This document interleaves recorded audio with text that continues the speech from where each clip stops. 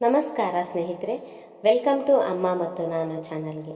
ಸ್ನೇಹಿತರೆ, ಈ ವಿಡಿಯೋದಲ್ಲಿ ನಾನು ಹನುಮಂತನಿಗೆ ಸೀತಾಮಾತೆ ಹೇಳಿದ ರಹಸ್ಯ ಕಥೆ ಇದರ ಬಗ್ಗೆ ಹೇಳ್ತಾ ಇದ್ದೀನಿ.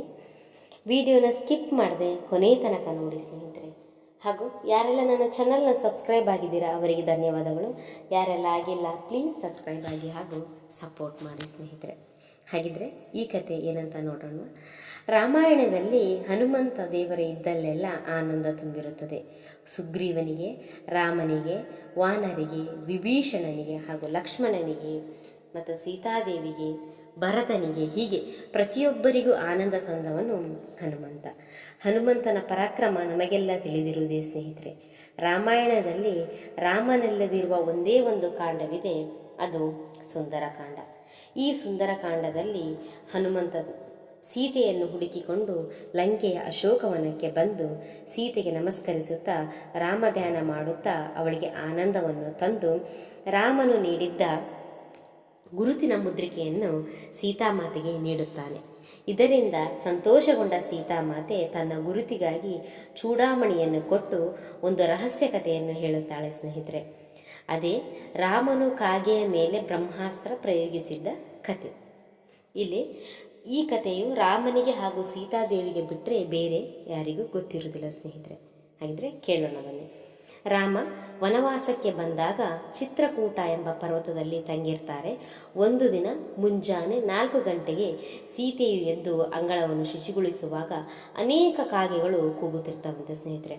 ಹಾಗೂ ಸೀತೆ ಅಂಗಳವನ್ನು ಶುಚಿಗೊಳಿಸುವಾಗ ಒಂದು ಕಾಗೆ ಅವಳಿಗೆ ಬಂದು ಕುಕ್ಕಿ ಅವಳಿಗೆ ಇರುಸು ಮುರುಸನ್ನು ಉಂಟು ಮಾಡ್ತದಂತೆ ಸ್ನೇಹಿತರೆ. ಸೀತೆ ಎಷ್ಟು ಬಾರಿ ಓಡಿಸಿದರೂ ಕೂಡ ಮತ್ತೆ ಮತ್ತೆ ಬಂದು ಕಾಗೆ ಕೂಗ್ತಿರ್ತದಂತೆ ಸ್ನೇಹಿತರೆ. ಅದೇ ಸಮಯಕ್ಕೆ ರಾಮನು ಬಂದು ಹೊರಗೆ ನೋಡಿದಾಗ ಆ ಕಾಗೆಯು ಸೀತೆಗೆ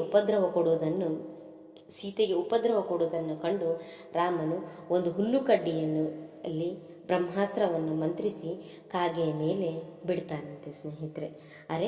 ಒಂದು ಕಾಗೆಯ ಉಪದ್ರವಕ್ಕೆ ಬ್ರಹ್ಮಾಸ್ತ್ರವೇ ಎಂದರೆ ಅಂತ ಸೀತಾದೇವಿ ರಾಮನನ್ನು ಕೇಳ್ತಾಳಂತೆ. ಅದು ಕೇವಲ ಕಾಗೆಯಲ್ಲ, ಅದರೊಳಗೆ ಕುರಂಗನೆಂಬ ದೈತ್ಯ ಜೊತೆಗೆ ಇಂದ್ರನ ಮಗನಾದ ಜಯಂತ ಇಬ್ಬರು ಇದ್ದಾರೆ. ಕುರಂಗ ದೈತ್ಯ ಜಯಂತನಿಗೆ ಸೀತೆಯ ಮೇಲೆ ಆಸೆ ಬರಿಸಿ ಅವನನ್ನು ತನ್ನ ಜೊತೆಯಲ್ಲಿ ಕರೆದುಕೊಂಡು ಬಂದಿದ್ದ. ಅಷ್ಟೇ ಅಲ್ಲದೆ ಅವನು ಬ್ರಹ್ಮನಿಂದ ವರ ಪಡೆದು ತಾನು ಅಜೇಯನಾಗಬೇಕೆಂಬ ಕಾಗೆಯ ಕಣ್ಣುಗಳಲ್ಲಿ ಅವಿತಿದ್ದಾನೆ. ಎಲ್ಲಿಯವರೆಗೆ ಕಾಗೆಗಳಿಗೆ ಕಣ್ಣುಗಳು ಇರುತ್ತವೆಯೋ ಅಲ್ಲಿಯವರೆಗೆ ಕುರಂಗನಿಗೆ ಮರಣವಿರುವುದಿಲ್ಲ. ಇದನ್ನು ತಿಳಿದ ರಾಮ ಆ ಕಾಗೆಯ ಮೇಲೆ ಬ್ರಹ್ಮಾಸ್ತ್ರವನ್ನು ಉಪಯೋಗಿಸ್ತಾನೆ ಸ್ನೇಹಿತರೆ. ಆಗ ಆ ಕಾಗೆಯು ಬ್ರಹ್ಮಾಸ್ತ್ರದಿಂದ ಪಾರಾಗಲು ಇಂದ್ರನ ದೇವಲೋಕ, ಬ್ರಹ್ಮನ ಬ್ರಹ್ಮಲೋಕ ಹಾಗೂ ರುದ್ರದೇವನ ಕೈಲಾಸಕ್ಕೂ ಹೋದರೂ ಯಾರ ಸಹಾಯಕ್ಕೆ ಬರದಿರುವುದರಿಂದ ಮತ್ತೆ ಹರಿವಿನ ಚರಣವೇ ಗತಿ ಎಂದು ಅವನ ಪಾದಗಳಿಗೆ ಎರಗಿ ಕ್ಷಮೆಯಾಚಿಸುತ್ತಾನೆ. ಆಗ ರಾಮನು ಜಯಂತನನ್ನು ರಕ್ಷಿಸಿ ಮುಂದೆ ಈ ರೀತಿ ಕೆಟ್ಟವರ ಜೊತೆ ಸೇರಿ ಕೆಟ್ಟದ್ದನ್ನು ಮಾಡಬಾರದೆಂದು ಹೇಳಿ ಅವನನ್ನು ಕಳುಹಿಸಿಕೊಡುತ್ತಾನೆ ಸ್ನೇಹಿತರೆ.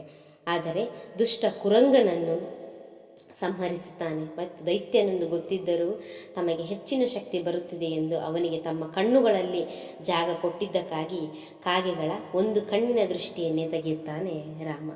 ಹಾಗಾಗಿ ಇಂದಿಗೂ ಕಾಗೆಗಳಿಗೆ ಗೋಲ ಎರಡಿದ್ದರೂ ಕಾಣುವುದು ಕಣ್ಣು ಒಂದು ಮಾತ್ರ ಸ್ನೇಹಿತರೆ. ಇನ್ನು ಈ ರಹಸ್ಯ ಕತೆ ನನಗೆ ಮತ್ತು ರಾಮನಿಗೆ ಬಿಟ್ಟರೆ ಬೇರೆ ಯಾರಿಗೂ ತಿಳಿದಿಲ್ಲ ಅಂತ ಸೀತಾದೇವಿ ಈ ಕಥೆಯನ್ನು ನೀನು ಹೋಗಿ ರಾಮನಿಗೆ ಹೇಳು, ಅವರು ಸಂತೋಷ ಪಡುತ್ತಾರೆ ಹಾಗೂ ಆದಷ್ಟು ಬೇಗ ಬಂದು ರಾವಣನನ್ನು ಕೊಂದು ನನ್ನನ್ನು ಕರೆದೊಯ್ಯಲು ಹೇಳುತ್ತಾಳೆ ಸೀತಾಮಾತೆ ಸ್ನೇಹಿತರೆ. ಇದಿಷ್ಟು ಈ ಕತೆ ಸ್ನೇಹಿತರೆ. ವಿಡಿಯೋ ಇಷ್ಟ ಆದರೆ ಶೇರ್ ಹಾಗೂ ಸಬ್ಸ್ಕ್ರೈಬ್ ಮಾಡಿ. Thank you.